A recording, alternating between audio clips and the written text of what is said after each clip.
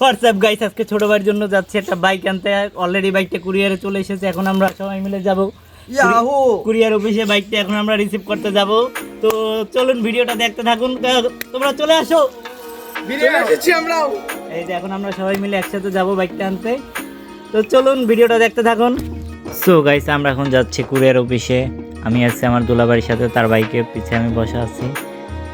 তো যাই কুরিয়ার অফিসে যাই, গিয়ে দেখি বাইকটা কী অবস্থায় আছে। বাইকটা দেখার জন্য কালকে সারা রাত ঘুম আসে নাই। এই যে কুরিয়ার অফিসের সামনে চলে এসেছি। কুরিয়ার অফিসটা আমাদের বাসা থেকে বেশি দূরে না, মোটামুটি 4-5 কিলো হবে এরকম দূরত্ব। তো আমরা খুব তাড়াতাড়ি কুরিয়ার অফিসে চলে আসলাম। এখন শুধু অপেক্ষার পালা যে আমরা বাইকটা কখন দেখব। আমার সাথে আমার টিম মেম্বার আছে, আমার ছোটো ভাই আছে। তো কুরিয়ার অফিসে এসেই একদম সামনেই আমাদের বাইকটা রাখা ছিল। আমরা এসেই বুঝতে পেরেছি যে এটা আমাদেরই বাইক। তারপর তাদের সাথে কথা বললাম। তো এখন আমরা কুরিয়ার অফিসে তাদের অফিস রুমে যাব ভিতরে, এবং ওইখানে যে বাকি যে পেমেন্ট আছে, আমরা জাস্ট শুধু 20,000 টাকা অ্যাডভান্স করেছিলাম, বাকিটা এখন আমরা পেমেন্ট করব। এবং কিছু পেপারসের কিছু সিগনেচার করতে হবে। তো এই যে আমরা অফিসের ভিতরে চলে এসেছি। এখন এই আমাদের যেটা মেমো, এখন আমরা পেমেন্টটা করব, বাকি পেমেন্ট যেটা ছিল।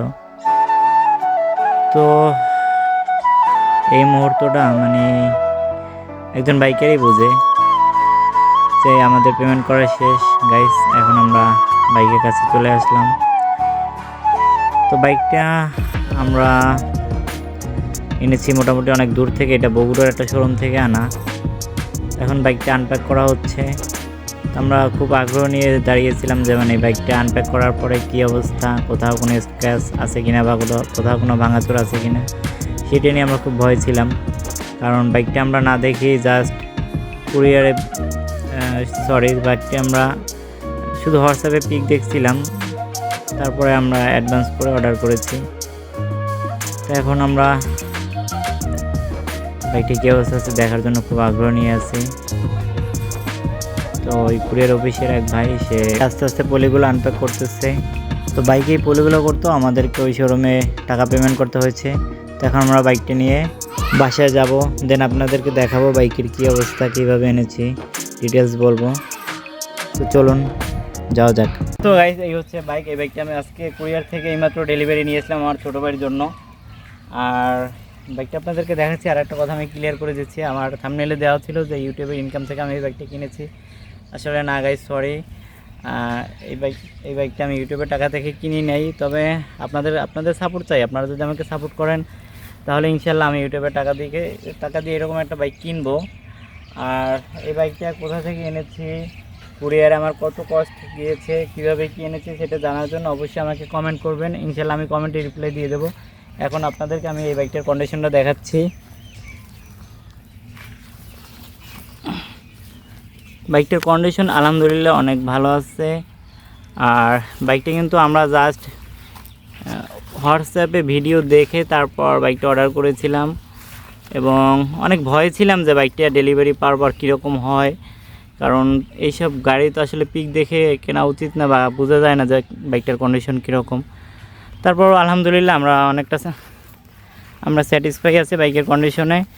এটা সব থেকে যেরকম বলছে আসলে ওদের কথার সাথে কাজের মিল আছে।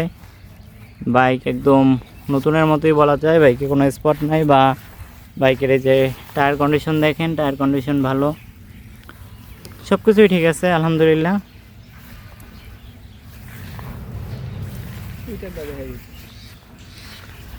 আর বাইকটা রান করেছে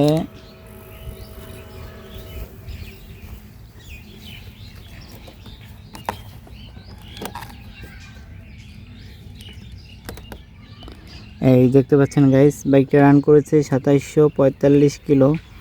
তো ওরা আমাদেরকে এইটাই বলেছিল যে বাইকটা অ্যারাউন্ড 2700 কিলোর মতো রান করেছে। তো আলহামদুলিল্লাহ কুরিয়ারে বাইকটা যথেষ্ট সুন্দরভাবে পেয়েছি। আর যেটা আগে বলেছি, যদি কোনো ইনফরমেশন জানার থাকে যে বাইকটা আমরা কোন শপ থেকে এনেছি, কুরিয়ারে কীভাবে এনেছি, কত টাকা খরচ হয়েছে, তাহলে অবশ্যই আমার ভিডিওতে কমেন্ট করে দিন, আমি আপনাদেরকে রিপ্লাই করে দেব। তো ধন্যবাদ সকলকে ভিডিওটি দেখার জন্য। ভিডিওটি ভালো লাগলে অবশ্যই লাইক কমেন্টস করে দিন এবং আমার চ্যানেলটা সাবস্ক্রাইব করে দিন। আল্লাহ হাফেজ।